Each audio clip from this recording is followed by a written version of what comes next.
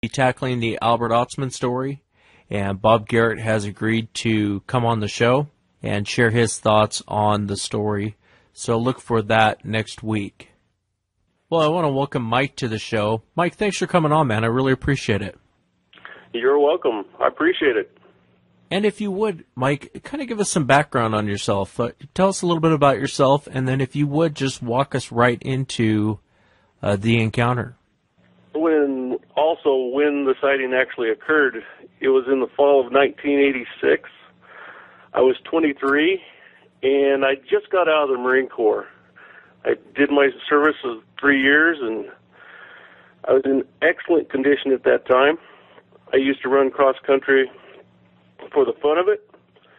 One other thing I want to mention before I tell the story is I would not hunt with hunting boots when I used to go hunting. I used to hunt in knee-high moccasins so I could move around quieter and faster. And my story is that one day my uncle asked me if I wanted to go elk hunting. I never turned down a hunting trip. He told me we were going to go into a new area.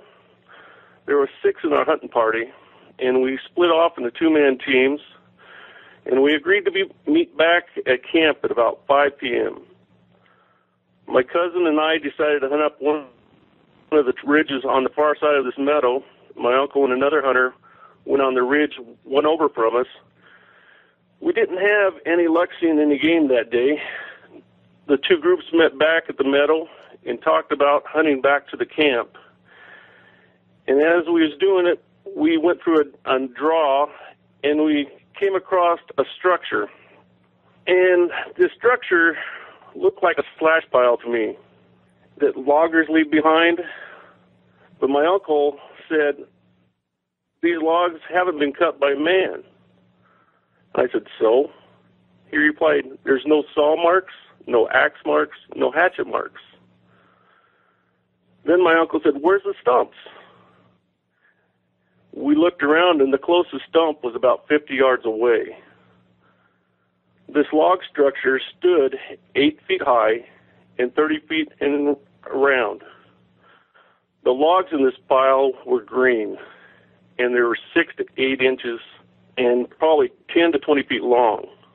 There was a 2-foot opening at one end, and nobody wanted to brave and crawl in and look around. And my uncle said, "Do you smell that?" It was a musky smell.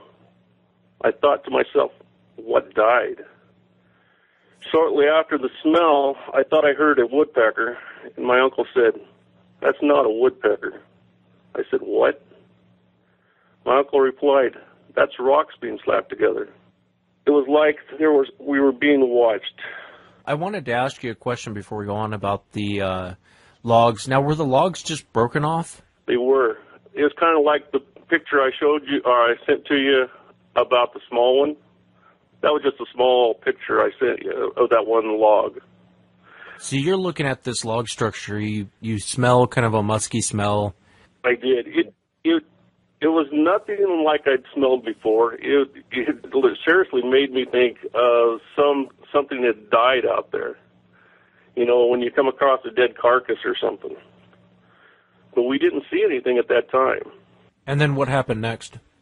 Then what we did was we went back to camp an easier way, and as soon as we got back to camp, we told the other hunters in our hunting party what we came across out in the middle of nowhere. And after doing that, we had something to eat, and we went inside of a sheepherder tent to play some cards that evening. And as we was playing cards, my uncle was sitting by the door and stuff, and I thought he was playing a trick, and he said, "Quiet, listen." We all quieted down, and we tried to hear what he was hearing, and nobody did. So after about 5 minutes, we went back to playing cards, and I think another 5 or 10 minutes went by, and he again said, "Quiet, listen." But this time, he started to point towards the ceiling of the tent where the lantern was hanging. The lantern was swaying, and the next thing we know, the whole tent falls in on everybody. And since my uncle was the closest one to the door or the flap, he unties it, and he's yelling for us to get out. And one by one, we were all grabbing for flashlights and weapons, and I just happened to grab a flashlight and a hunting knife. So we all exited the tent. He said spread out. We all spread out around where the tent had been standing. And this is at about 10:30 at night. It was a full moon, no breeze. There was an amber of a fire still going a little bit. I didn't turn on my light at first so I could get my eyes used to being in the dark. But I stepped around where the back of the tent was, and I was standing by a tree. And as I stood there, I could hear something. It sounded like something walking through dry leaves. And I was trying to take a head count on where the other people in my hunting party were. And they were all behind me. But yet I heard something. So I stepped out, turned on my light, and thought, whatever I heard, I'm going to see. I flashed my light around. I couldn't see anything. And then my cousin walks up behind me, puts his hand on my shoulder, leans in. He goes, "What's that in front of you?" And I go, "Where?" He takes his hand off my shoulder, still standing behind me, grabs my hand that has the flashlight, and says, "Don't move," while he's standing behind me. He reaches around with his flashlight, and I'm thinking, why are you standing behind me? And he waves his flashlight in front of me. As he does this thing was probably 30 feet in front of me, standing on two legs. It takes 2 steps sideways, and it drops to all fours. My cousin goes, "What is that?" I go, "I don't know." He goes, "That's not fur." And I'm still trying to fixate on what it actually was. Because back then, we never talked about Bigfoot, never really believed in it. But there's something right in front of me that makes me wonder what's going on. And as we're talking about it, in a matter of 10 to 15 seconds, as we're looking at this thing, I'm fixated on the foot. To me, it did not look normal because it was hinged in a way that reminded me of a medium-sized dog. This thing sprang on all fours down an old abandoned logging road like a gorilla or a frog. Both arms moved adjacent to each other. And when it sprang to take off, my cousin goes, "Let's follow it." We knew the direction it was headed. At that time, I wasn't scared of it. For some odd reason, I had in my mind that it was more scared of us than we were of it. And as I chased this thing down this old abandoned logging road, it made me feel that I was in control, because everywhere I put the flashlight, it tried to avoid it. And it would go one way, I put the flashlight the other way. It would go the other way. I got so close to it that I could see the hand, the fingers, the biceps, the triceps flex. I saw the flat back. It was like if I was on a football field chasing a quarterback. I could have tackled it, or I could have jumped on the back. But my cousin wasn't as fast a runner as I was back then, and he started yelling, "Stop, stop." And I yelled back, "Why?" He yelled, "Stop" again. So I break off the chase. And I had my flashlight still pointed in the direction that Bigfoot was headed. My cousin finally caught up with me. And I go, "Why'd you have me stop?" He goes, "Think about it." I go, "Think about what?" He goes, "Do you hear it?" I go, "Hear what?" He goes, "We should be hearing something running out through the timber." And I go, "What?" He goes, "Think about this." I go, "Think about what?" He goes, "Wolves lure domestic dogs into the forest so the rest of the pack can pounce." And talk about an eerie feeling come over me. I go, maybe we should head back.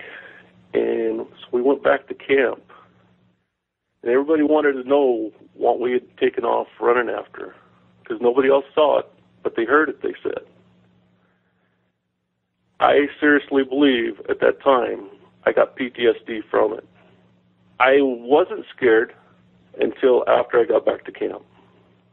But I'm going to tell you, they're big, they're hairy, and they're out there. I've had more than one occurrence. I now, on different times, take coworkers and friends into the area to show them the different things I've come across. Let me ask you, Mike, when you go back to camp, what is the conversation like? At first, my cousin, all he wanted to do was talk about it because he couldn't keep up, but he was laughing at me going, how much closer do you want to get? Because as I was running along next to this thing, what was going through my mind is, what do I do now? I'm so close, and all I got is a flashlight and a hunting knife. And what was actually in my mind was, do I jump on the back? I go, that would be the foolish thing I'd ever do. This thing was massive. And like I said, it was 30 feet in front of me when I first saw it standing. And this thing looked to be between 600 to 800 pounds. Were you able to get a look at the creature? It seriously looked like what reminded me of a very large man in a ghillie suit when I first looked at it. And I was thinking to myself, what is somebody doing out here at night in a ghillie suit? But when it dropped to all fours and sprang and it ran like a gorilla, I go, that's no man. There's no way, you know. Were you able to get a look at the face? There was too much hair. I saw no eyes. I saw no teeth. But I can tell you, I saw the hand. I saw the fingers. I saw the triceps and biceps. I saw the foot. I see that you posted my letter and my fast little sketch of what I actually saw, and I do appreciate it. Yeah, when they dropped all fours, it's really, you kind of nailed it. And I never heard anyone say it, like a hinge. But you're right, the foot and just the way they're built, it's almost like they're just as natural on all fours as they are up, almost more natural on all fours than they are up walking around. I mean, it's hard to explain. I know what you mean, and that picture gave me the creeps when I saw it. Your drawing. What made you give chase? Like I said, I wasn't scared of it, even though it was standing 30 feet in front of me, just because I didn't see no teeth. And I thought at the time when I saw it that close that I've got 5 other hunters here with weapons that have my back. And since I just got out of the Marine Corps, I was still gung ho. I didn't feel that I couldn't do anything I wanted to. I guess I was a little bit naive to think that way, but back then, Bigfoot wasn't talked about a whole lot. Right, you're just thinking at the time you're chasing this weird creature down? I had no idea what it was until I could actually start to see the hands and fingers and stuff on how it actually ran on the knuckles. It didn't run palm down, it ran on knuckles. And I could see the fingers and the thumb and how it looked. It kind of reminded me of a orangutan on how their fingers are longer and stuff when I actually could see it in movement. But the funny thing about it, where it was avoiding me, making me have maybe a false sense of security of being in control, it was doing everything it could to avoid the flashlight. So I was going from point A to point B as it was going like around little sapling trees. It wasn't going over stuff, where I thought there shouldn't be any reason why this thing couldn't go in a beeline straight down over a hill, but it wasn't. And I knew I wasn't too far from a meadow that I knew very well that was probably 400 yards wide and about 2 to 3 miles long that would open up, and it was a full moon that night. So I felt that I could see everything that I needed to see. And I really didn't start getting really nervous and stuff until my cousin started talking about the wolves leading domestic dogs away from their homes. And that was, I think, when it hit me the hardest. Because when you see one for the first time, you don't think they're really there, and then you start having to think, if there's one, there's going to be more. Yeah, and I think your cousin hit it right on the head with his impression of what was going on. Kind of like coyotes. Coyotes do the same thing. One will kind of come in wounded, and it'll lead a dog into a certain area, or the rest of the pack can get it. And, you know, these creatures, I'm sure you know now, Mike, you probably didn't know at the time, but they could easily outrun you. I mean, easily. Easily, without a doubt. I think what was in my favor that night, other than being at the right place at the right time, was they're top heavy. And this was a race downhill. And even though it was downhill, gravity carries very good. And I stand 6'1". And I used to be a cross-country runner, like I said, and all I did was stretch out my legs. And seriously, I had to go back about 2 years ago and pace off how far I actually ran. And I estimated that I ran over 400 yards at a full-out run after this thing. When you went back to camp, you know, your uncle had mentioned the smell. He had mentioned a bunch of things prior to this encounter. What did he say about the whole thing, about you running this thing down? He thought it was a joke. They didn't want to believe. There's even though things happened the way they did, what got him the most was the stakes on the tent. The reason the tent came down was the two corner stakes were metal. They were pulled out of the ground. And these stakes, we had pounded them in the ground with an axe. I seriously believed that night that we were being played with. We wanted to see what we would do and stuff, because later on that evening, I didn't tell you, after we got back to camp and got the tent back up and went to bed, I heard the strangest thing I ever heard before, and I heard probably 12 to 16 coyotes.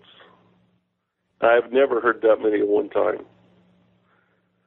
Yelping and baying and howling all over the meadow. And at times I wonder if it really was coyotes, because I've heard of other people saying they've heard Bigfoot supposedly sound like dogs or coyotes sometime. And I go, could it have been? Maybe. I don't know. I didn't see that, you know. I can only tell you what I saw. Yeah, one of the things that I've come across is whenever you go into an area that is supposedly kind of a hotbed of activity, late at night, you'll always have coyotes. For whatever reason, you'll always hear coyotes. Almost in every situation I've been in where there's been vocalizations, or there's been mainly vocalizations off in the distance, first you'll hear the coyotes go off, and then you'll hear the vocalization, and then the coyotes shut up after that. And I don't know what the correlation there is between Sasquatch and the coyotes, or even if you did hear coyotes at night. When you first came up to the creature, did it vocalize from the beginning of your encounter to the end? Did you ever hear any sort of vocalization? As far as when I saw it standing? Yeah, saw it standing or running, or did you ever nothing, hear? Nothing. As I was running and getting closer to this thing at a full-out run, I purposely tried to lean in to see if I could hear anything, as I used to do when I ran track or cross-country, to see if the other person's panting. So I could use that to my advantage. This thing wasn't panting. This thing wasn't making noise. And I also think that at times it didn't know what was chasing it. I don't think it heard me. All it was trying to do was avoid the light. Yeah, that's a fascinating encounter. And I know you've gone back to the area. You've gone there several times. What makes you keep going back? I show pictures of the different tree structures or log structures to coworkers and friends, and some of them will intrigue people and stuff. And pictures only do so much, but when you are actually there and see it in person, out of 9 people I've taken in there, each one of them have come out and say, there's something strange going on here. Because like the picture I showed you, or all the pictures I've given you, as far as that fence structure and stuff that has probably 9 different logs, they look woven.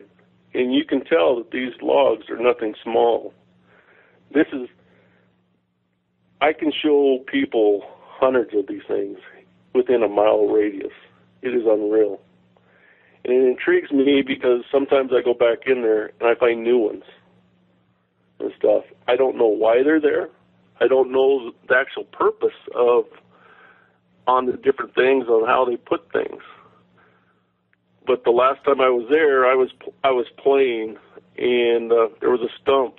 I placed some marbles that my daughter had given me, and I just picked some marbles at random as far as color-wise and put them on a stump, and I took a picture of it. And this was in July of this year, and I went back in August with another group of people and stuff, and when I came across the stump, I started laughing.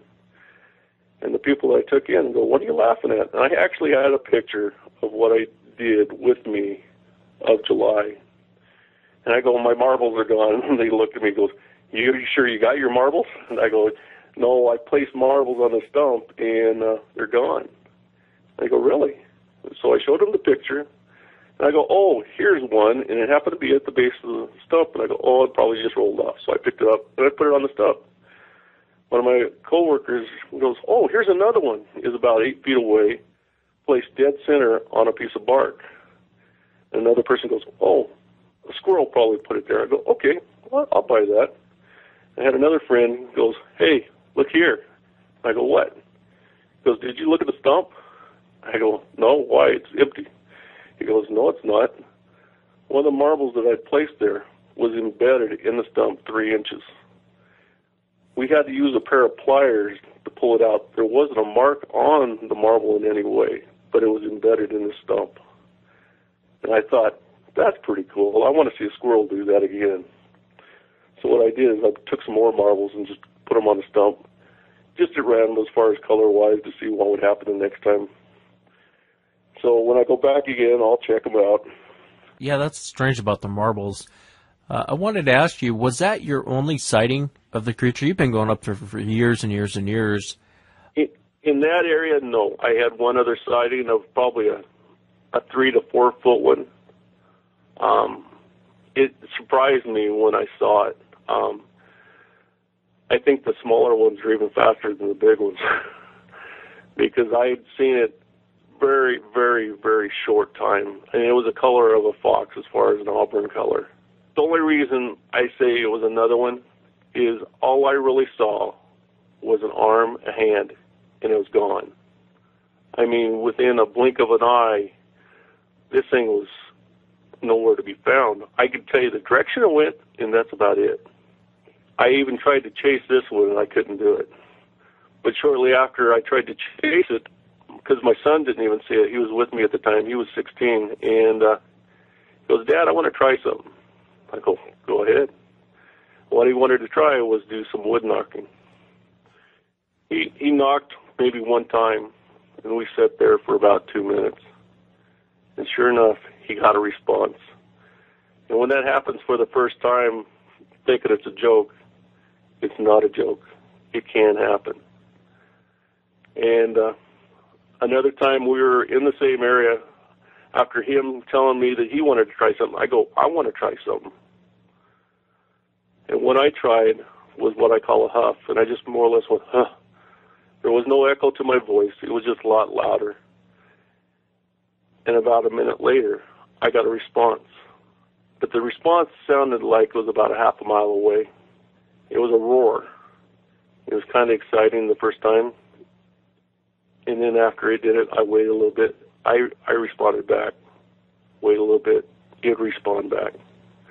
But each time it roared at me, it'd get a little closer. You could hear that the volume was getting louder, like it was moving closer to us. And after about 15 minutes, we had another one pop in. The same roar, but a different location. And this one was quite a bit closer. Got me to the point that I got the feeling that we weren't wanted in the area, so we left. But yeah, I've been chased out of the area more than once. They let you know when you're not welcome. Yeah, you might be careful. You might want to be careful chasing these things down, man. Especially a little one. You know, you chase down a cub.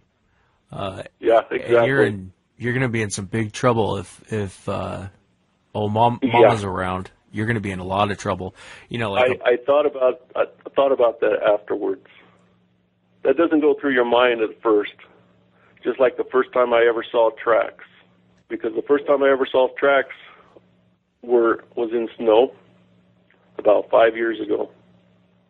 Because even after I had my episode of chasing one, we went the next day to try to find the tracks of the one I chased. We couldn't even find it. The ground was too hard. But the ones me and my son followed was in new snow, and they were fresh. And he wanted to follow them as far as they could go, and I go, we're not doing this. We're not prepared for this. I go, we will do it another day, but not today. And the tracks we seen were probably 16 to 17-inch ones. So they're definitely up there. They're still alive and well in the area. Oh, definitely. And it's a neat feeling to know that there's something there. And they, like I said, they will let you know if they're in the area. I think one I've stumbled across is a migration path or some kind of game trail that they like to use. I don't purposely try to go find them. I like to see what they build because I know they'll come find you if they're in the area. And they travel a lot. I've seen different structures in probably a 80-mile radius. And that's why I get intrigued about it on taking friends and coworkers up there and stuff and saying, I want you to explain to me why these structures are the way they are. And these are no little trees. These are probably 30 to 40 foot high, as live as any, or as big as any tree living next to it. But they're just like they're ripped out of the ground. They're splintered at the bottom. Yeah, and with your permission, Mike, could I post some of those to Sure. the website? You're more than welcome. Yeah, you know, when I first looked at them, and I've always been very skeptical of tree structures, but, you know, when I first looked at your pictures, I just did a quick glance, like you and I were talking the other day, and I thought, this is a deadfall. And then I went back and actually really looked at them, and I was like, you know what, there's something weird here going on. I mean, there's one picture, and again, I'll post it on the website, but there's one picture where there's several trees that aren't deadfall trees kind of stacked up like Lincoln logs. I mean, it's the weirdest thing I'd ever seen. The one you're describing is what I say is the fence. Look at that one closer and stuff, and enlarge it as large as you can. And what I'm going to have you look at, to see what I'm talking about, is look at the tree in the center that's laying on the ground and follow the tree all the way to the back. It's actually on top of a log in the back. These trees are woven. And there's two trees on, it'd be the left-hand side of the picture, that are bent, and these are green trees. They're bent to the right with another green tree that's bent over the top of them.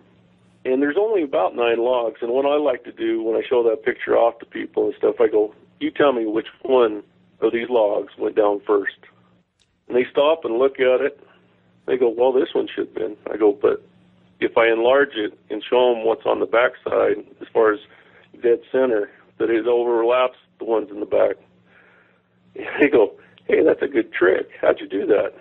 And I'll post those to the website, Mike. Like I said, those trees look like they've been placed. I mean, the longer I looked at it, the more I realized this isn't something natural. This isn't something that just happened. These logs were placed here. I wanted to ask you, as you've gone up to this area over the years, I know you had your encounter several years back, but as you've gone up, you've seen these structures. Do you have any theory on why they're doing what they do? This is my own personal opinion, but I think they're either trail markers on the different, because there's different kinds. Like I said, that one I showed you that's a fence, it's kind of a border. There's ones that look like teepees, and there's other X formations. I think they're family groups or clans or whatever you want to call them that segregate themselves from other ones. I think they're very territorial. But yet, at times, they'll work together. Because in the area that I go, like I said, there's too many of these things. It is unreal as far as the log structures. And like the gentleman that I took up in July that was really intrigued with them, he goes, when you first look at the pictures and stuff, you think they're old dead snag of a tree and stuff. And I go, until you're actually standing there and know that those trees don't belong there. Because on these trees, they've been placed there, and you can paw at the ground on where some of these big ones are, and you can put your hand halfway underneath these things. But you can't actually pick them up. They're so big. They're probably, I'm going to take a guess on some of the big ones, are probably 800, maybe 1,000-pound trees. These are big trees. These are nothing. They'd probably take a crane to put in the locations they are. And this is, some of it's in the backwoods.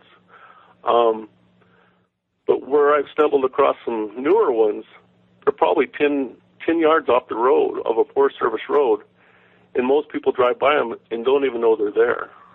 And I stumbled across them because they're starting to stand out to me as far as like a person that would go out in the forest and maybe be colorblind and be able to see a deer or an elk where somebody else can't. I've seen these things for so long, and I used to use them as a reference point when I was hunting before I started realizing these things don't belong there. And the reason I discovered they actually don't belong there is my son that went with me one time, he goes, Dad, you realize this tree isn't growing here? And I go, what? And he showed me that he can move one of them. And I go, you're kidding me. And so we started looking around and we started counting them. In one little area alone, there was probably 17 to 20 of these trees. And they're amongst live trees. But what sets them aside from the other trees, and they're, like I said, they're 30 to 40 foot high, is they don't have limbs. And like I was saying, what made this last guy that I took up in July so fascinated with these trees, he goes, they look like they've been sanded. You can't see where the limbs were. They don't have limbs. The limbs aren't on the ground. And then when you look for the stump's going to be, I think the last time we looked for a stump, it was probably a good 30, 40 yards away. One stump for about 19 trees. So they had to be packed there from a good distance. And I don't go looking for the stumps. I just look for the trees, because the more the trees, they get interesting to look at because how they're woven. And I like the puzzles on how they put them together and stuff, because when you look at some of these bigger structures, you think no one person could do this. This had to take some effort. And the one picture I sent you, Wes, of somebody holding one and having a tape measure around, I also had help from some of my coworkers and stuff, and we put that tree back up in the tree kind of way we found it, and it took 3 of us to put it there. And I'm no little guy, and the reason I did it is I wanted to see if it would move. I think at different times, if you put something in a location and they don't like it, they're going to move it. Yeah, it's interesting. I'd love to come to Idaho and go to that area with you and actually check it out. I would love to take anybody that want to go. I'm more than willing to show, because I think what needs to happen is more people to be aware of it, because I don't want the area to be closed off. I want people to know what's there and to be able to see it. You know? Yeah, the pictures definitely intrigued me. I wanted to ask you, when you go up into the area, how often are you getting vocalizations? Oh, probably 2 out of 4 times on the average. That's a lot. Yeah. But I'm going to tell you this, it's not always the same. And I know you don't think they mimic other things, but I'm truly believing they do. No, I think they mimic. And I'll tell you another funny story real fast. Is I took a coworker last year, and he was a gentleman from Texas and stuff, and he didn't know how to whistle. So he started humming this little tune off of a movie skit or something. I can't even remember what he was actually humming, but he started humming this thing about 7:30 at night. And I asked him at first, "What are you doing?" He goes, "Well, I don't know how to whistle." And I go, "Okay." No sooner did he stop humming than he got a response of the same tune back to him. But it sounded like a bird. He thought it was a bird. At first, I thought it was a bird. But it was humming or whistling the same tune that he was doing. And I thought, well, parakeets can mimic, crows can mimic, ravens can mimic. But I thought, there's something strange here. And this went on for quite some time. But after about an hour, I was getting annoyed with it. So I picked up a rock. Because I saw no bird, but this tune kept going on. Even if my friend wasn't humming it any longer. And every time I'd go off, I kept telling my friend, hey, your buddy's back. And he goes, what? It's just a bird. I go, what's this? He goes, what? I go, I'm getting annoyed with this bird. Because the tune wasn't a catchy little tune or anything. So I picked up a rock and I threw it in the direction where I thought the noise was coming from. The tune stopped.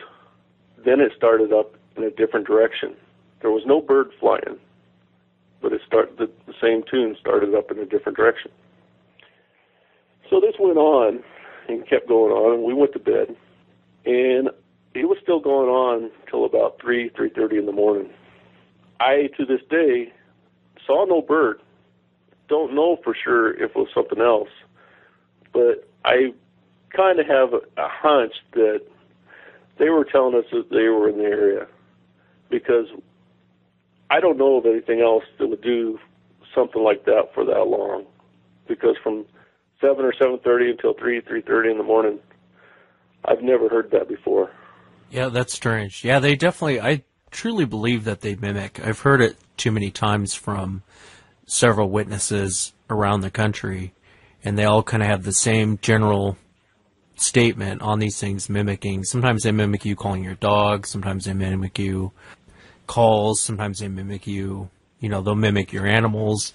I truly believe that these things mimic. That's a fascinating story. I don't know too many birds out there that would mimic your buddy humming. Well, I've been told if you split a raven's tongue, they can talk. I truly believe that one. I thought it used to be an old wives' tale, but it's not. Huh? I'd never heard that. I haven't done it, but I know some people that have, and they say that's how they talk, is split their tongue. Yeah, that's interesting. I had no idea. I'd never heard that before. I really want to thank you for coming on the show, Mike. I really do appreciate you sharing the encounter story. I appreciate you sharing the pictures and just opening up about everything out there. Well, I thank you for putting my story out there and stuff and letting people hear. Like I said, you're more than welcome to come over, or anybody, if they want to get a hold of you, get a hold of me. I'll take you up there. I'm willing to take anybody up there to show them. I'll even send them the pictures like I sent you some. Just let me know, because I believe in sharing the knowledge that I have in the area that I go into, so other people can maybe see some things and hear some things that I don't always see or hear. Yeah, no, absolutely. Thank you, Mike. Thank you. And I want to thank Mike again for coming on the show. If you've had an encounter and you'd like to be on the show, shoot me an email, wes@sasquatchchronicles.com, and look for the Albert Otzman story next week, everyone. Have a great night. Hope you had a great weekend, and I will see you next time. Welcome to the show, everyone. Thanks for being here tonight. We've got a great show planned for you this evening. Going to be talking to Joseph, who's a paramedic out in Texas, and had a pretty scary encounter out there. He had a flat tire in the middle of the night when his ambulance broke down, and he ran into these creatures. And it's a really interesting encounter, especially since Joseph didn't really believe in these creatures prior to his encounter. And being a paramedic, the guy's seen, I would imagine, some pretty bad things on the job, and then running into this thing. So look for that here in a moment. If you've had an encounter and you'd like to be on the show, shoot me an email, wes@sasquatchchronicles.com. And I want to welcome two guests tonight. We got Bob Garrett coming back. Bob, thanks for coming on tonight. I really do appreciate you being here. Oh, you're welcome, Wes. I really do enjoy coming on the show. And we have a very special guest. I know Joseph. He's a paramedic out there in Texas. And I got to tell you, Joseph, when I read the encounter, I couldn't wait to talk with you. I honestly couldn't wait to talk with you. And, I called Bob and I was like, hey, Bob, you got to hear this one. Bob was gracious enough to come on and share his thoughts on the encounter. But if you would kind of start from the beginning, just kind of tell us what you were out doing and then walk us right into the encounter. And then, Bob, you're welcome to ask away. My home is your home, so feel free to ask questions. And then when we get done with the encounter, Joseph, if you want to ask Bob any questions, feel free to. Sure. First and foremost, I just want to say I'm definitely happy that Bob Garrett is here. And Wes, thank you for having me on the show. Well, let me just get right into it, I guess. Let me give a little statement of myself, I guess, so the audience can get to know who I am. I am a emergency paramedic. I work in the Coastal Bend region, and we cover all that region, from South Texas to East Texas to every part of Texas. So anyhow, that night, we're winding down a 24-hour shift. And with our company, that shift consists of 911 calls and transfers to different hospitals around Texas. So after about our eighth call, we got called out to do a transfer to the Houston area of a patient. We finished up that transfer, and we weren't allowed to escape the ER because now we caught a transfer for a patient going to residence. So that happens from time to time. Especially with EMS, you'll catch a patient going to residence. Me and my partner took the patient in the back of the unit, got our vitals, everything we had to do. I got my patient history. My partner jumped in the front, and he punched into his phone the residence of his patient. So 9 times out of 10, taking a patient to the residence shouldn't take more than 3-4 hours tops sometimes, because Texas is such a large piece of land. I mean, Texas is huge, but there's no busy highways out in the country, which is where this patient lived. And he was an older gentleman, nice gentleman. Anyhow, we took the patient to the residence. It's on the way back when all this started to happen. Now, to set the atmosphere, it's around 3:30 a.m. when my partner admitted to me that he had taken a wrong turn. Because as the lead paramedic, we depend on our drivers and also other medics as well, usually to know more of the routes and locations. But I can tell you this was in the East Texas area, in the outskirts of the Humble area. I would need to talk to my partner to get a more definitive location. And it was off, I believe the initial highway we took was 59. We had taken a paved road. I do remember we took a dirt road, and it led to another paved road that was going down one way, and there was woods on each side. Within that route, we got a flat tire, which was a surprise to us, surprise to me, because that unit was a brand new unit with brand new tires, but it happened. So we both get out of the unit. My partner reaches over to my end of the unit. I was already out of the unit. I was lighting a cigarette, and he sets off the siren, reaching for the flashlight. So I'm like, okay, I shut it off. Now, in those units, we have a 2-ton jack that would lift the unit up with that 2-ton jack, and we'll make an attempt. Dispatch was already advised. We advised dispatch as soon as it happened, without a doubt. And we also contacted the supervisor and told them, hey, we're in this location. This is where this is going on. We got a flat. We're going to attempt to go ahead and pump up the tire, or we have a spare tire, rather, put the spare tire on. We're having an issue with one of the bolts. During the whole process for working, we heard what sounded like footfalls, bipedal footfalls. I would have to say, if I had to make a guess, within a 2.5 mile range. And at first, when we were hearing it, it was so faint that we didn't even make an issue of it. Our goal was trying to get out of here so we could get back in the station, clock out, go home, or retire. Towards the end of a 24-hour shift. And if you guys ever worked a shift like that, if you want to go home.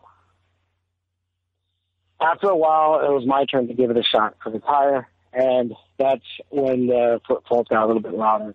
The only thing I can liken it to would be maybe when it got pretty close, the way it kind of felt, how the girth and the how large it was would be like the footfalls of an elephant, maybe.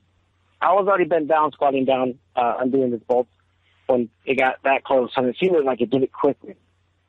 Because we weren't there for about less than 10 minutes when it let out this scream that I can only describe as a gorilla's bark mixed with a lion times 50. I felt this thing when it screamed. Initially, I felt every organ in my body vibrate. Imagine your liver vibrating at TV. That's how much this sound it made.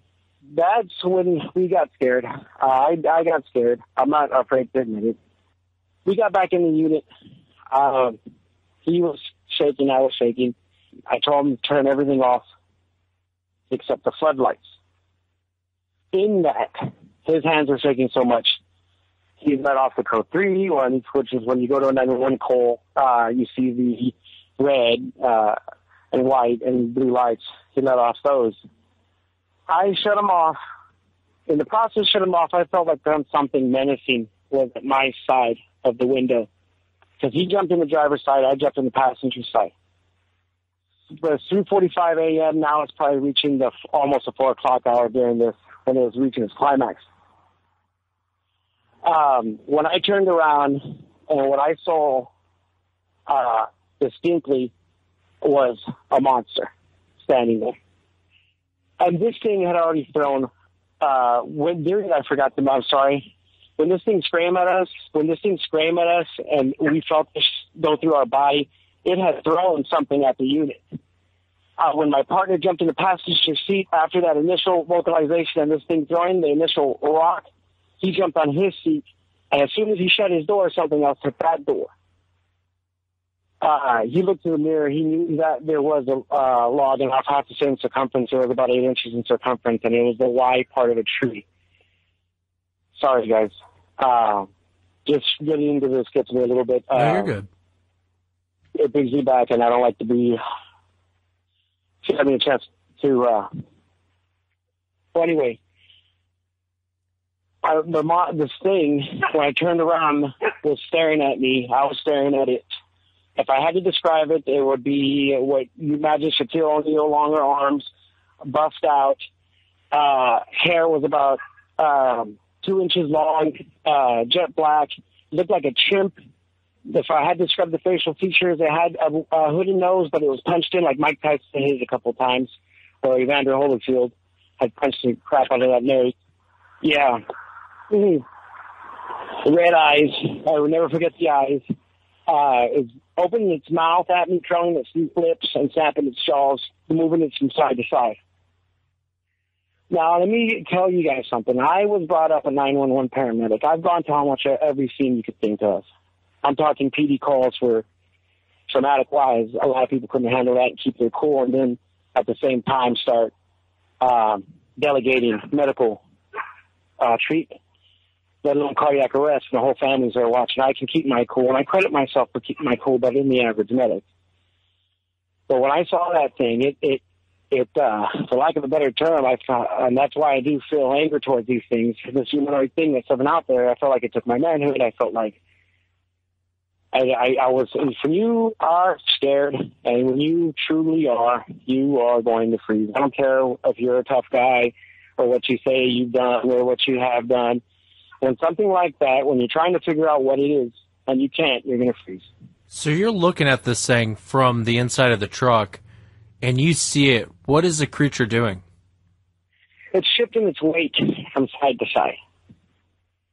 Hands dangling at the side. Not too much movement.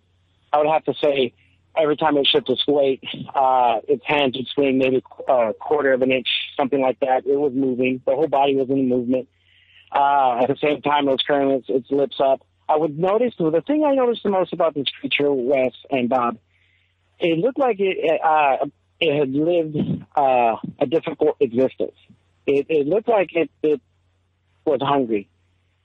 it looked like, I don't know if when we let off the siren, because I've had 7 months to think about this, and this happened probably mid-May. And thinking about this, I'm thinking that maybe we interrupted it from eating. We or maybe even ourselves once we acknowledged our presence, we were on the menu, as Wes would put it. 5 seconds, I'm frozen. I snap out of it. It's like my first responder character kicked in. And when I snapped out of it, I started telling my partner to get on the radio, and I started locking the doors. I think that thing didn't like that. I don't think it liked the fact that I think it felt disrespected or something. Because within seconds after I snapped out of it, because I'm thinking about our lives, all of a sudden you felt a big bang hit the side of the unit. And we felt ourselves being elevated within the unit. And I landed on my partner's side. His poor body squished against his window, and we're thinking we're going to go over. My heart's in my throat. I bet my heart rate probably was at 120 easy, maybe a little bit higher, man, if that's what this was going on. It let go. The truck landed safely on its base. The tire popped the hell off, bent the whole bottom half of it. Damage to that, the damage to the cabin, it caused the whole box, all the internal damage. Everything in the truck was on the fritz and not working efficiently. This was, of course, everything I discovered more in detail after it happened. When we landed directly on our tires, I ended up being halfway in my seat, kind of like propping myself up, and I was even afraid. I know I was bruised up from all that, but I was so scared still that once we landed, I stayed in whatever position God granted me through the forces of gravity. Whatever position I was in, I just stayed in it. And I do remember that I just kept my eyes facing down, because what this thing did was, Bob, or these things started making a freaking racket, kind of like they were celebrating the fact that this one had the balls to hit our unit.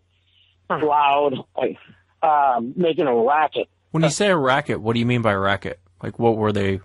Sorry. Branches being broken, more screams, more roars, almost, I would say, almost like a gorilla chimp type mix, especially some of the barks. And then all of a sudden, you would get this scream, and then branches being broken all around us. We were surrounded. We were surrounded. And if you or anybody has ever been in anything that where you almost get into an accident, and then all of a sudden things start screaming at you, I'm sorry, I don't know anybody that's going to be like, hey, let me jump out of this thing. What's going on here? No. Yeah, I don't blame you. I would have stayed in there too. Yeah. What they wanted you to do was get out. That's what they wanted you to do, because yes, you probably were on the menu. You probably weren't at first, but they were probably going to cross right in there, and y'all had your bad luck to have the bad tire. Yeah. And once y'all got out, they probably decided that they were going to put y'all on the menu. These that you're describing are quite versatile, and I would imagine what they were trying to do was they were trying to get you out of the truck, because for some reason, sometimes people will actually jump out and run to try to get a situation, and that's when you're taken down. Right. So you did the right thing by staying inside. And yes, they're pretty powerful. They could have turned that thing over if they'd wanted to. I agree.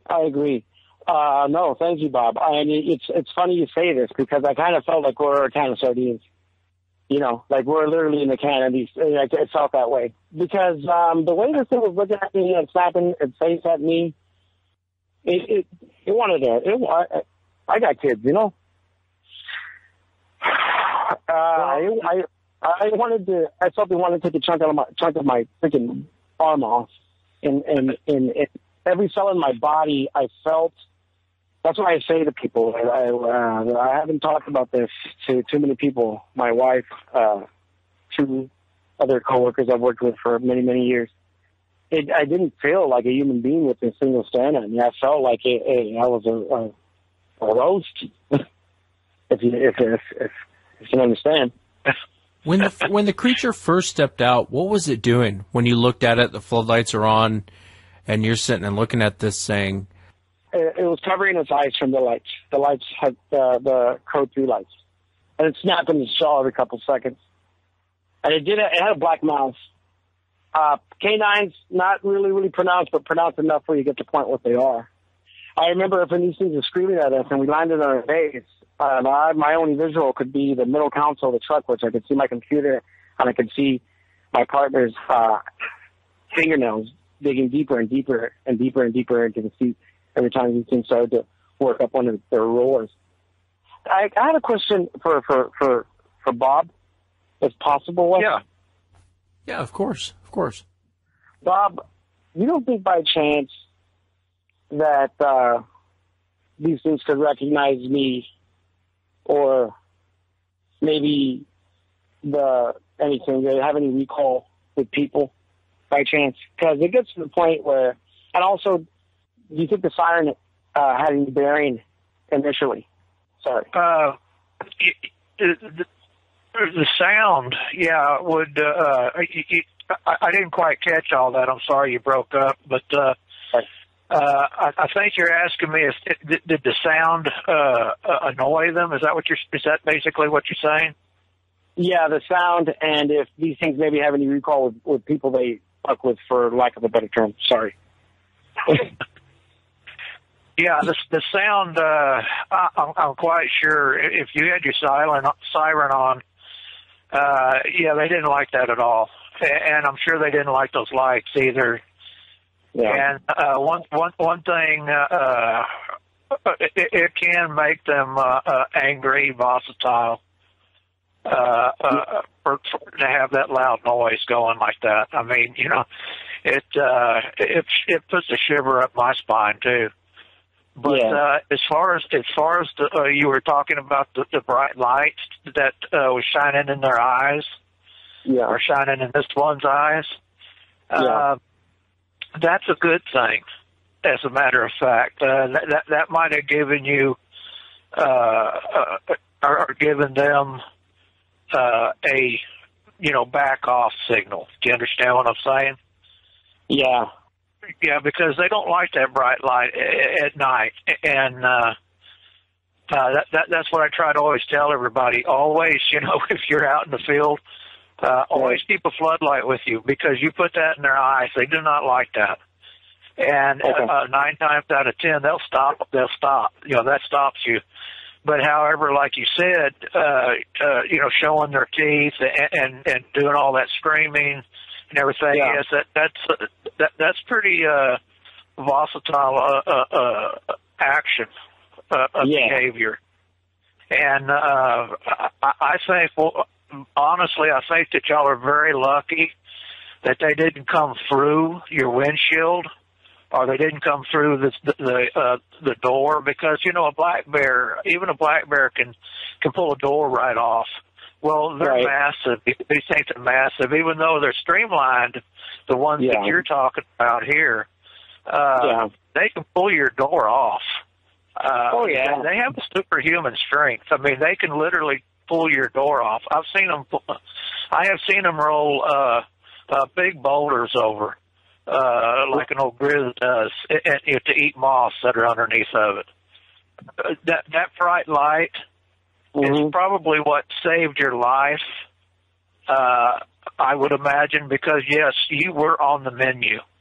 After y'all stopped and after y'all got out and everything that went on, y'all were definitely on the menu. Y'all were easy take, easy prey.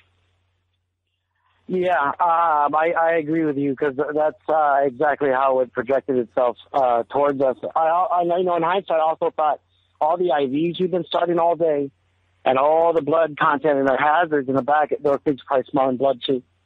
The other question he's asking, Bob, I think what Joseph was asking was, if these things, would they recognize him if he's back in the area?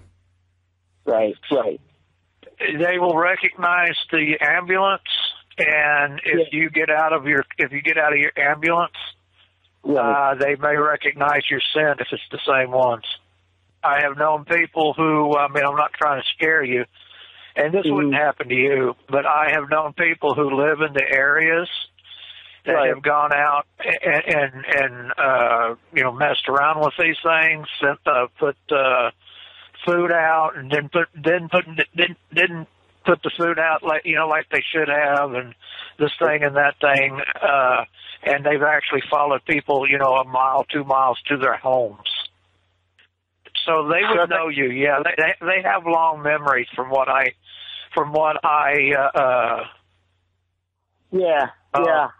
what I've observed. Right. Bob, I asked you, and I'm sorry to interrupt, I asked you because I put in for a transfer from that area. It was getting to the point, I was getting nightmares every night. I was waking up in the unit, in the ambulance. I turned my head, and its face was right there at the glass. The recurring dream, the growl also, I'm hearing it from time to time. I'll be working on a report, late hours in the unit. I'm in a populated area, but at night, with the windows up, and I'll hear the growl. And it'll send my my spine. I can feel it up and down my spine.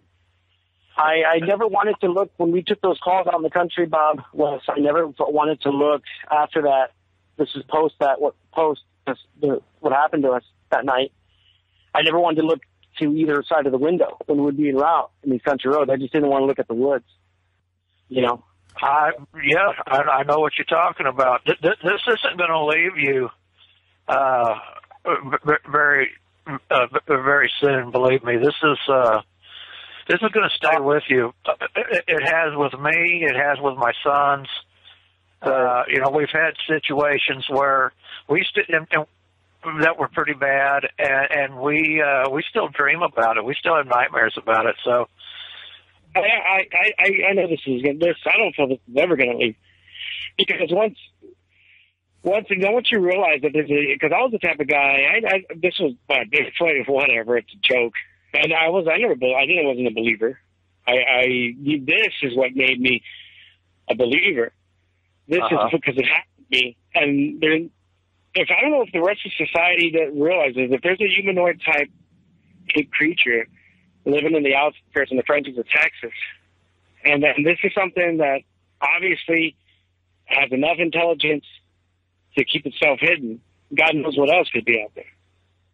Well, that's true. And the thing about it is that I hate to tell you this, but you just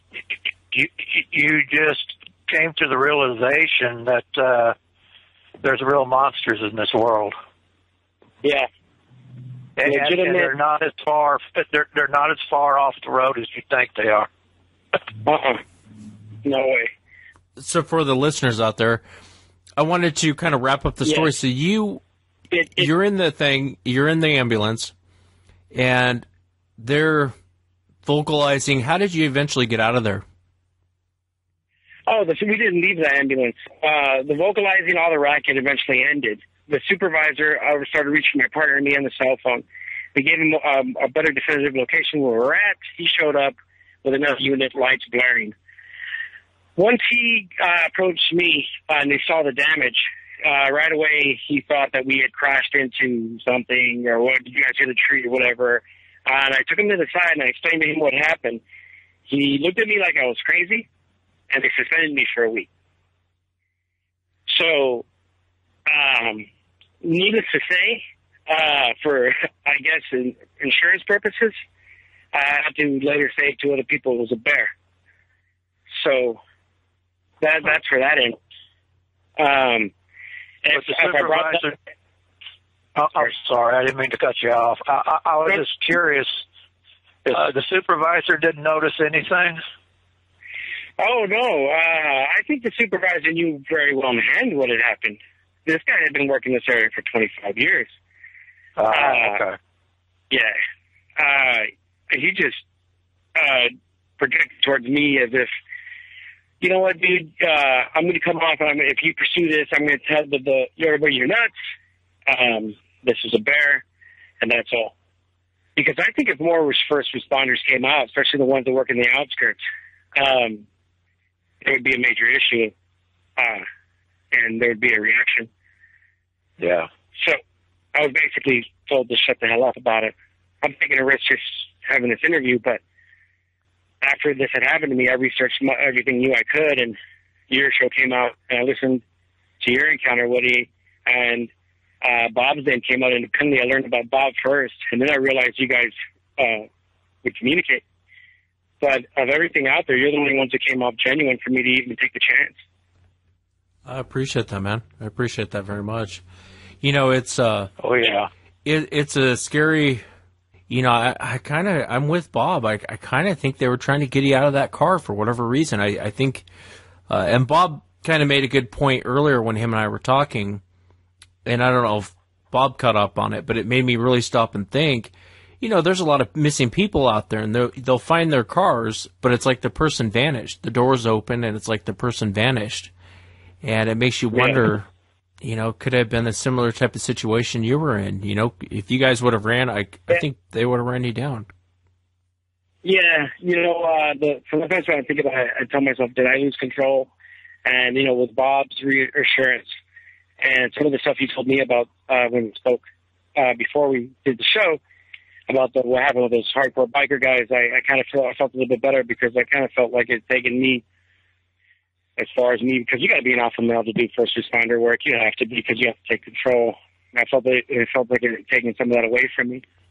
And I had a question for Bob, though, real quick, Wes. Yeah, go ahead. When they threw the stones at us initially, and they screamed at us, were they trying to? Do you feel? Were they trying to kill us, or were they trying to scare us? Initially, they were trying to make you run. It's like a predator. They're predators. They're apex predators, and they want you to run. If you run, they will chase you, and they will take you. They will run you for as long as they can until the fun is over with, and then they will take you.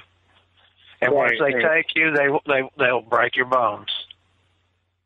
Yeah, probably consume us. That's what they were trying to do. That's exactly what they were trying to do, was get you to run. They weren't trying to. Now, this isn't a situation, Wes, where, you know, like with me and you, when they were trying to get us to back off. This is a situation where this man's life was in total danger, and they were trying to get him to run. They wanted them to run, and you know, so they could take them. These guys are lucky to be here right now. Yeah. I mean, I don't mean to scare you, but I've seen these situations before, and have come across them before. Yeah. And this is what they do. Y'all were out there on a dark road. Y'all were broke down. This is right up their alley, and they were right there. If we were around, you're probably absolutely right. This thing probably would have just. But we're trained instinctively to get back in our units. We're trained instinctively to advise, communicate. Once it initially happened and we landed, the radio wasn't working anymore, so we had to depend on phones, and the phones were spotty with the reception out there. So it was down to the point where I was even thinking at one point that these things are just toying with us, and they're just eventually. But we were probably there after the wheels landed, and we were there in fear. Continued for about a total of 45 minutes before the other supervisors showed up. And I do feel that they were there the whole time, and when the other paramedics and EMS crew showed up, I think that they took off. I don't think they liked that.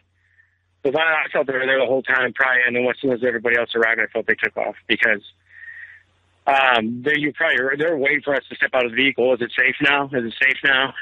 And then they would have taken us. But I know my partner, because the gentleman I was working with, hell of a kid. He was 22 years old, his first year in EMS, and imagine how he's going to feel. My regular partner had called in sick, so I worked with this guy. And I feel sorry for him a lot because I'm thinking, wow, his first year in EMS, and he gets attacked by a freaking monster, man. We almost died. How does he feel about the whole thing? I don't want to say denial, but he doesn't want to even bring it up. Just for me to try to communicate him earlier today, it was like pulling teeth just to help me get the location for y'all. And he was just, we don't want to say a word. But eventually he talked a little bit about it. No, he breaks down crying, man. He breaks down crying. He quit. He's no longer there. Well, I don't blame him because I've been in situations that I didn't think I was going to get out of, and it's still with me, and it's still going to stay with you guys. But I wish there was some way that we could help your partner or something. It's going to take a while for him to relax and settle that down. It's going to be in your dreams. This is, like I said, you guys just realized that there are real monsters in the world. This got me thinking about the bikers. Remember the bikers down there in Texas? And what pisses these? Why did the Sasquatch get so pissed when these guys go down the road? And if you think about it, loud noise. I mean, I had bikers drive up and down on the road by my place. And it rattles the windows, and it just kind of irritates me when I hear them drive up and down. And I would imagine these guys turning on the Code 3 lights, the sirens. No wonder why the whole thing was charged. The ambulance was charged. Yeah, the atmosphere was very volatile, and that's probably one of the reasons why. It's because it started out just like that.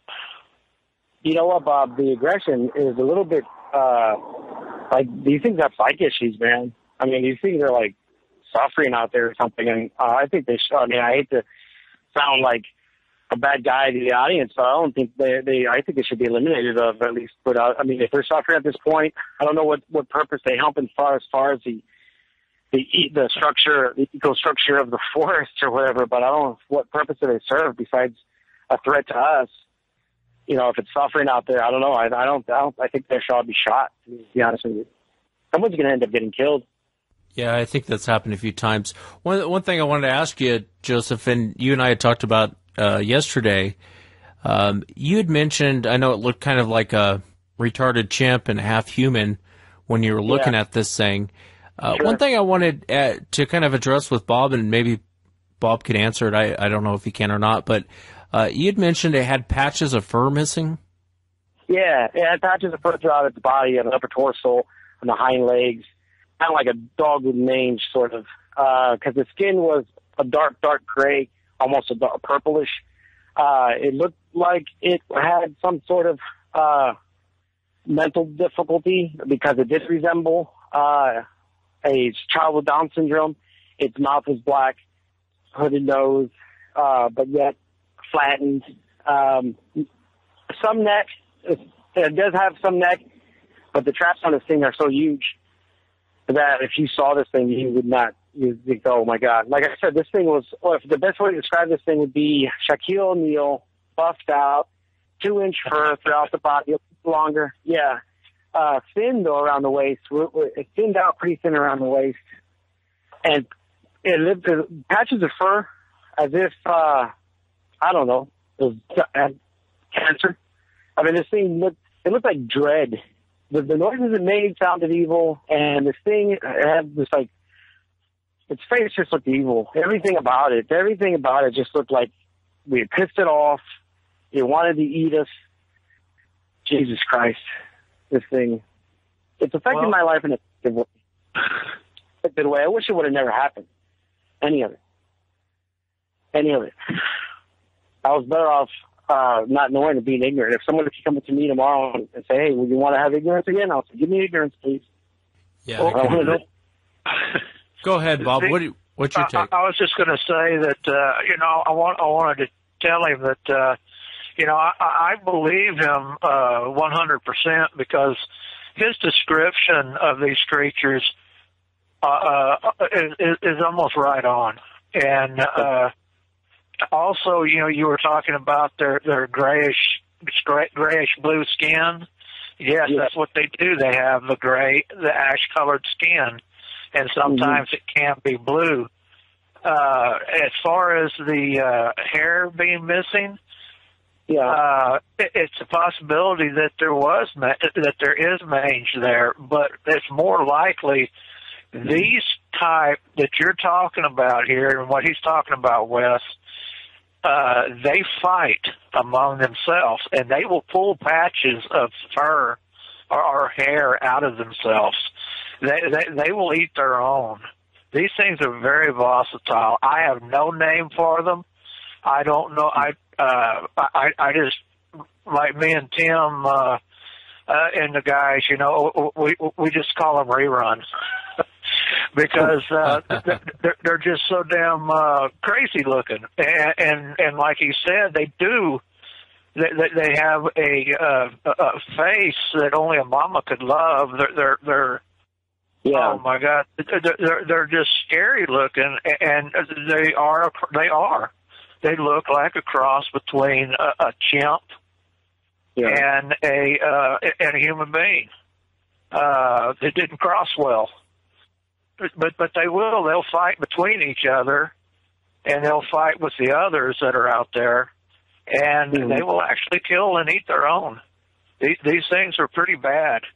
I don't go into this too much. As a matter of fact, I've only done it in private with you. But I'm telling you, my friend, you're very lucky that y'all got out of there. I mean, I don't want to scare you, like I said, but it just gives me cold chills thinking about what y'all went through, and I don't think y'all are going to be over this for a while. No, the lack of sleep is what gets me, because I lose sleep already sometimes at work, let alone having nightmares, waking up in the unit, turning around, seeing this thing at the glass. The roars, the screaming, the way this thing vocalized. And you're absolutely right, Bob, because this guy was the chief. This guy was the boss, man. From what he displayed to me, the machismo type of I'm here, this guy would try to establish he's the alpha male. Yeah, I think it's interesting too, your description of it swaying back and forth right before it rushed the ambulance. And Bob can probably go into this better than I can, but, out of all of the encounters, out of all the people I've spoken to, when they do that swaying back and forth, you're on the edge of getting it handed to you at that point. It seems like whenever I've talked to a witness and they describe that swaying from side to side, usually right after that is when something gets thrown at them, they get charged, aggression happens right after that point. And I don't know, I mean, what's your take, Bob? It's almost like they got to work themselves up into to attack. Well, I call it a frenzy. Where they're going back and forth from one foot to the next. I've seen them beat on themselves. I don't know if I can say this on your show, but go ahead. They'll get real red faced, and they will even possibly get an erection. And it's blood flow. I know. I found that out later on. Talking with Tim and everything, because of what Tim does for a living. But and also, I've read a lot about now Jane Goodall and everything. But what they're doing is they're working themselves up to attack the truck, to go through your windshield, to pull you out of the vehicle. That's what it is. And the screaming and everything, it's like people say that that these things are half human and half this and half that and everything. Well, I got to tell you, when they get excited, and I'm talking about all of them, when they get excited, it's like standing in the monkey house where the apes and everything are, and listening to them scream bloody murder. And it's ringing in your ears. You can feel it in your chest. You can feel it through your body. The things in the pickup truck are shaking. That's how they work it. That's how they work themselves up. And you're right. I mean, it makes you think, just like Joseph was saying, after it hit the truck, it was like a celebration. I'm sure that's the wrong term to use, but, all of them were going off at that point. And because they're excited. They're excited. Yeah. Bob, I had a quick question for you. You think that it got thrown off because, when they saw the unit, the ambulance, the lights definitely helped save our lives, but do you think maybe also it was thrown off by what is this thing? I'm sorry, Wes. What did he broke up really bad? Can you tell me what he said? Yeah, what he was asking was, do you think the unit had some bearance on what happened? Is that what you're saying, Joseph? You're saying that things like, well, what is this thing? It's blaring. It has lights. It's blaring noise. It's I don't really think it had any bearing on what happened to you. I do think that the sound and the lights probably didn't help any at all. But what happened to y'all would have happened despite the lights and everything. Like I said, it's probably what backed them off more than anything. Right.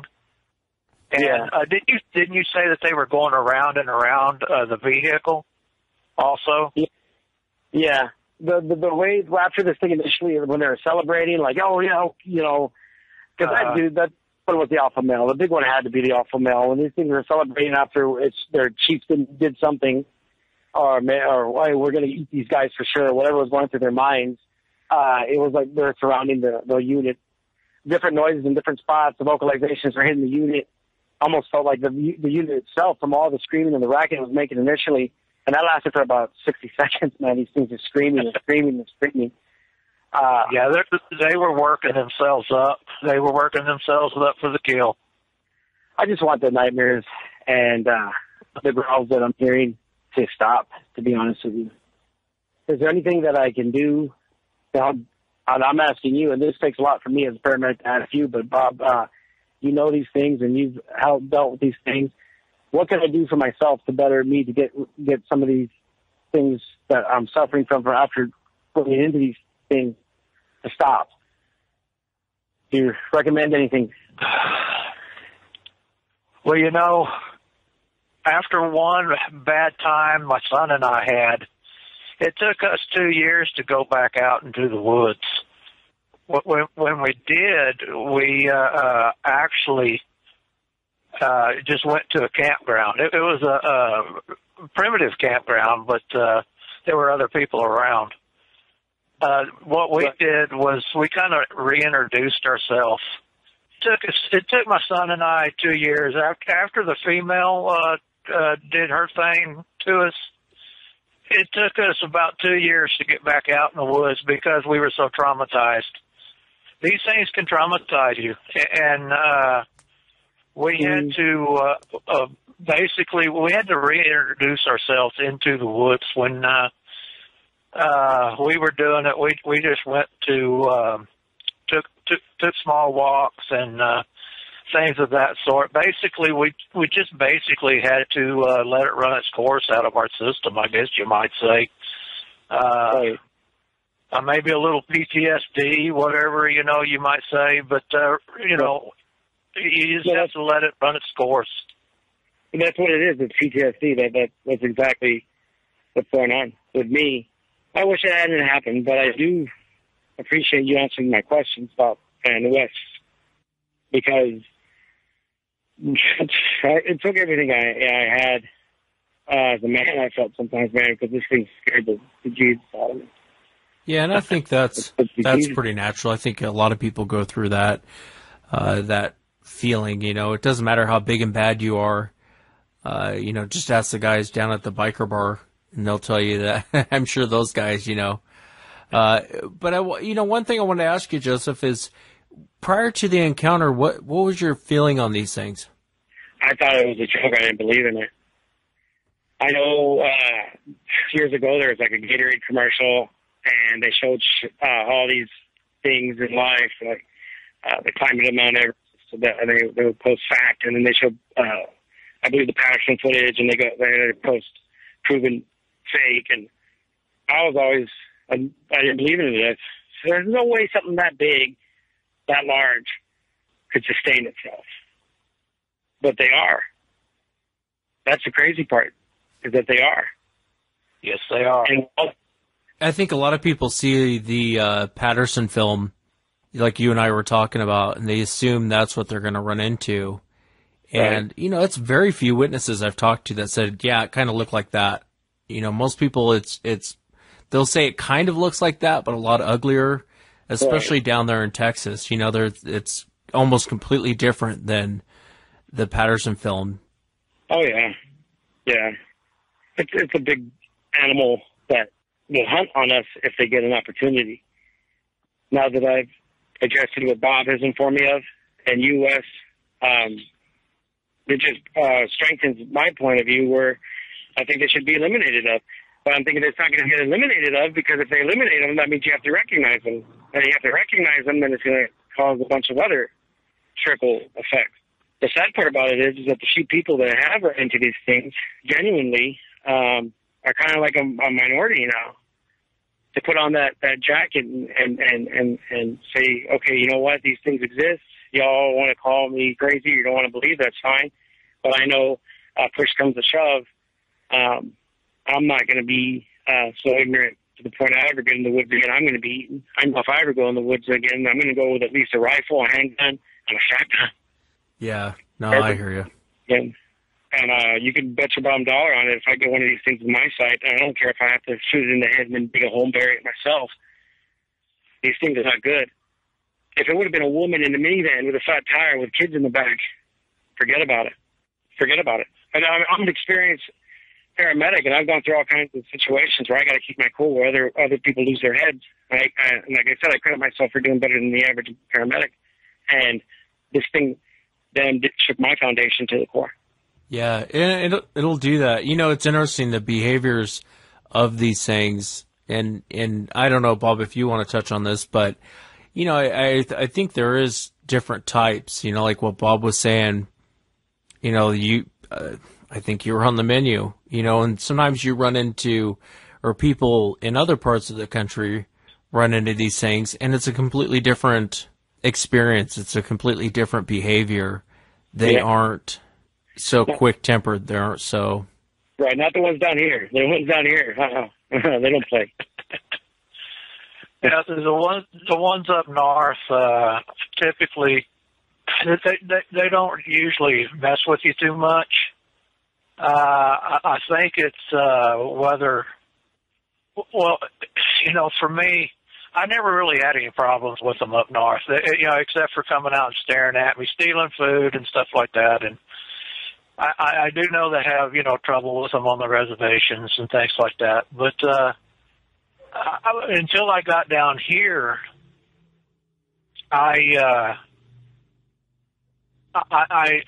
this was a whole different ball game to you guys. I mean, it really was for me down here when I started experiencing them down here. Whole different ball game. So volatile down here. I think everything's crazy in East Texas. even the bunny rabbits. Yeah. I think the thing about it is it's the initial shot of fear. When you get struck with the fear, and then you see this thing, and your brain's kind of going through this weird phase of what is this thing that's going to eat me? It's viral. I mean, not what's the wrong term? I'm sorry. It's visceral, rather. Sorry, it's visceral. It's visceral, the feeling that you get. I wish the whole thing wouldn't have ever happened. Yeah, no, I hear you. It's well, we're glad that you made it out okay. Like Bob says, and I tend to agree with everything he just said. I mean, I think that you're on the menu. I think that if you guys would have, and that's another good point. Maybe the audience doesn't pick up on it. I'm sure they do because I say it a million times. Right. When you're in these situations, don't run. No matter what happens, don't run. The moment you run, you become prey. It's like a cougar. I don't know if you've ever been stalked by a cougar. I know Bob has, but Oh, yeah. with a cougar, as long as you don't run, you're okay. Right. The moment you run, it loves to chase. It wants to chase you down. It wants to. It lives for the chase. Right. And like Bob was saying, with these things, I think that's what it wanted you to do. I think it wanted you to get out of the van. And Right. what set them off, though, in the beginning, I don't know. And I don't know if Bob can answer that better, but I don't know what set them off in the beginning. I guess just being there. Well, you have to assume that they were there when they had their flat tire. They were probably going to cross the road. They may have been hunting. And when they got out and they were working on their tire, I believe that's when these creatures decided, well, this is an easy meal. And they have probably taken human beings before. To be honest with you, you know how I feel about it. I think these things have taken human beings many times before. And I think that's they put themselves on the menu basically by having their bad luck. Yeah. That's what I think, I wouldn't be surprised if these things have even taken people when they've had issues like flat tires. And then they go the next day, they would have just found a vehicle with the door open and a tire track and a cross and maybe a little bit of blood. But if someone were to ask me, someone close, someone I were to trust, hey, man, in all years as a paramedic, man, what was the hottest, craziest, almost lost your life situation? And if I had to be sincere with them, it would be that encounter with this humanoid freak that was in the woods. Yeah. Yeah, and I can't blame you. I can't blame you there. I mean, I think most people feel that way. The behaviors are very interesting. I know Bob and I are going to be working on a show coming up with the Albert Otzman story. Right. And that's an interesting story in itself, but it just shows you the other side of the coin, that the behaviors, and coincidentally, that Albert Otzman wasn't in Texas when this happened. So, I mean, it was up north, like Bob was saying, but it shows you the unpredictability of these things. You never know how they're going to react, and you just have to assume it's not going to be a good reaction, just like you do anything else while you're out in the woods. Yeah, you're right, Wes. I agree. I think that I think they're kind of like they're slow. They're indecisive. Like when it was shifting its weight from side to side, it was maybe indecisive. These things, I don't even think they know how themselves they're going to react. I think they know viscerally how they're going to react. I think they know, okay, it runs, I'm going to eat. But I think when it gets to things a little more complicated, they are going to make a decision. But I think it's very chaotic. It's very chaotic in the things they do. Well, Bob, did you have any more questions? No, I really didn't. Well, yeah, actually, I did have one more question. Did you see the eyes? Could you tell me what the eyes looked like since you had it on the... Sure, the eyes? Yeah, no problem. Sorry, Bob. Go ahead. Eyes are red. There's, I don't want to say beady, but compared to the rest of its body and its head, they were beady, but they're pronounced enough where you saw two big red eyes. They weren't round saucers or anything like that. They were like a chimp's eyes, kind of like chimp's eyes, but yet humanoid. I guess humanoid in the eyebrow line, yet chimp in the whole overall shape. The red. It was weird, man. It was weird because, if you go by and you see a cat's eyes at night, usually it involves some sort of light shining in it. But I think these things' eyes catch whatever light is around, and they project themselves red, because the red eyes was a heart stopper, you know. Yeah. And then being as ugly as they are. I mean, the mouth, the black mouth, the teeth, that hadn't brushed his teeth in a decade. It looked like it lived a hard life. It looked like it lived a hard life, and it didn't care anymore, and didn't mean us any good. Yeah, it's snapping their jaws. That's aggressive, normal behavior for them. They were being aggressive. Well, I know that I'm glad that I'm not going to work in that area pretty soon. My transfer came in, so especially if you yeah, I wouldn't want to go down that road either. Yeah. Bob, throughout the whole show, I don't mean to scare you. That's exactly what you're doing there, Bob. Yeah. To a certain extent. But well, I don't think they were looking for a hug, so I think Bob's right on with that analysis. Yeah, they weren't out Jones and over there. I tell you one thing, I bet you $10 you guys will probably, if you ever have another flat out on a rural road, y'all are probably just going to ruin the tire and the rim both, right? Yeah. I think if that were ever happening, we're not exiting the truck at all. At all. Yeah, the tire blow out, and you guys will just keep on going. Yeah, we'll ride it till the freaking till sparks come out on it, man. We'll ride till the wheels fall off, literally. I don't think the supervisor would be too happy about it, but hey, man, let him get eaten by one of these things.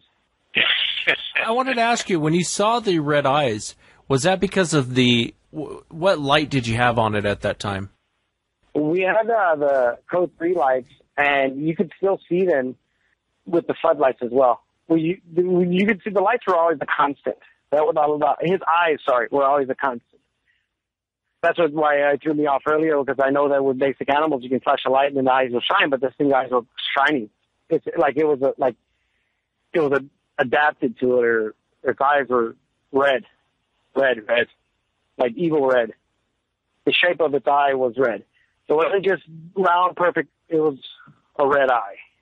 And I don't know if that was combined with it being suffering and struggling for life, or his eyes were bloodshot from stress or whatever. And then in addition, I had its red eyes. I don't know, but it was red. Well, those that you are describing tend to have an orange color in their whites. And when we have blinded them, it does look red, but it's just, it's shine from the light. Right. Yeah. Well, the floodlights stayed on initially until it hit it, and then they flickered out. I think that their eyes are so adaptive to what they do, is that their whole body has been adapting to how they live. I just know that come through 5 a.m., I better have a shotgun, a rifle, and a handgun and I'm not going to. I hear you. They should be shot, all of them, man. They're a nuisance. Yeah, I understand how you feel, but they're not all like that. But the thing about it is that you never know with these creatures, because just when you think you understand their mind or understand them some, they turn around and switch everything back up on you. You can be out there for a year, like I had, prospecting and everything, and they, don't ever bother you. But then all of a sudden, it's like you crossed some kind of boundary or something, or they just got a sore tooth that day or something, and they're throwing rocks at you and everything else, and it's the same one or the same tooth, and you got to get your butt out of Dodge, because you don't know what's going to happen to you. They're just very unpredictable creatures. Yeah, all of them must have a sore tooth that night, man. I must have caught him on one of the first nights, or they must having bad time hunting or whatever, or maybe the alpha one was arguing with the other one. I don't know, man. And we rolled up, and they're like, screw it all. Let's just get these idiots. Let's get these guys unlucky, unfortunate guys. Yeah, well, I think you guys made the right decision in that whole night, staying inside the vehicle, not freaking out too much. I think most people in that situation would freak out. Right. Although I have seen Bob in some crazy situations, and I think I told you before, Joseph, we had a log thrown at our head, and I couldn't tell if Bob just came from church or if we just had a log thrown at our head. His expression never changed. Right. And so, but some people are wired that way. Some people aren't wired to freak out. Some people are wired to freak out in those situations, and so you never know.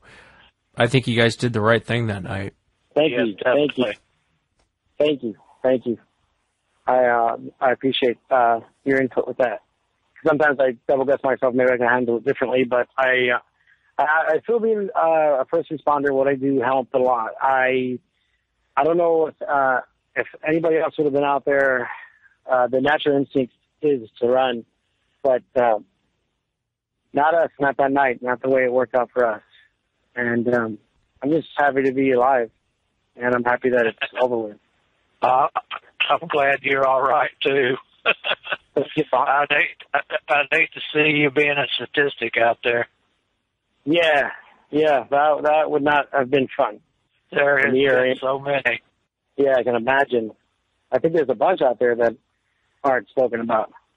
I think it's probably running rampant out there, but it's not reaching the mass public. This whole stigma about it, people think it's, I was one of them too, like, it's a joke, and if it happens to me, then it's a different story. Right. Well, let me do this, guys. Do you want me to, I can close this out, or do you guys, do you have any more questions, Bob, Joe? No, I don't have any more questions. Bob pretty much answered them all, and I answered them to where I'm satisfied with a lot of things I have, and I appreciate that, Bob. Well, you're more than welcome. I hope I did you some good. You did, definitely did. Yeah, you too, Wes. You as well. Thank you for the info, everything you've done. Hey, thanks for coming on the show, Joe. I really do appreciate it. It's hard to get, especially first responder, to come on and share the encounter. And so thank you so much for coming on. And Bob, thank you again for coming on and giving us your feedback on it. Always appreciated. Always welcome, as you know. Oh, you're welcome, Wes. I really do like it. Well, thank you, Wes. Thanks for letting me vent and stuff. I appreciate that.